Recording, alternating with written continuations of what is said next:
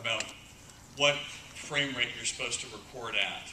And in general, if you're shooting video, and it's going to be HD, if you're shooting HD video, it's going to be 2397 frames per second non-drop.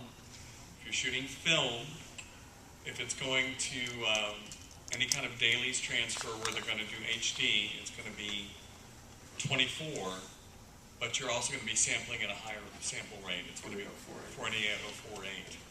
And that's because there's no longer a pull up, it's all pull down. Are we getting too technical here? No, you're good. Remember the 24 frame mode on the Canons is actually 23.98. And it's actually 23.976 until Sony came around a few years ago and rounded it off to 9.8.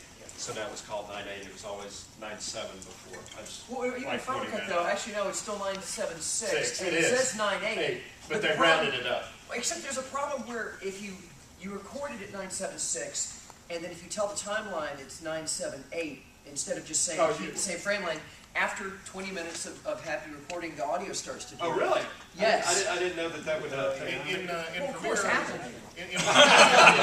In Premiere, they already have the presets, so just ABC HD at 24p Actually, will automatically set it to 23.97. If you're working Final Cut Pro and you do any kind of conversion or you do any kind of capture, and it gives you the option to keep current frame rate, don't set it, because the problem is that when it says 23.98, it damn well means it, and that's not what you recorded it at. So those of you who know what I'm talking about know what I'm talking about. When you're bringing audio in, just say, or converting it in QuickTime to some other file, just say keep same frame rate. It's in the options now. Real quick, I just saved you days. on meters, every meter is different. Every camera manufacturer, everybody.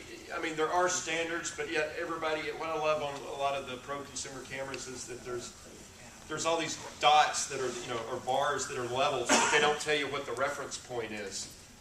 Probably on his cameras like that, also. But anyway.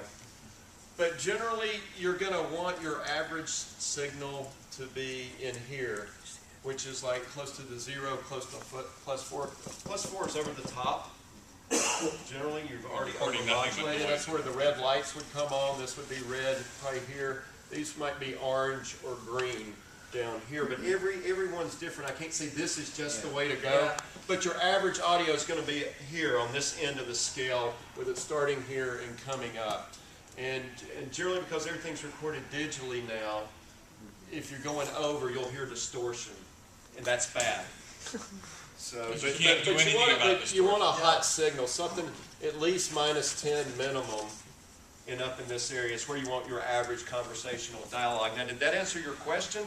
Now, as far as headphone levels, you've got to be able to listen at a comfortable level all day long. And you got to be able to hear what's there. You can't listen too loud. I mean, to say that there's a right spot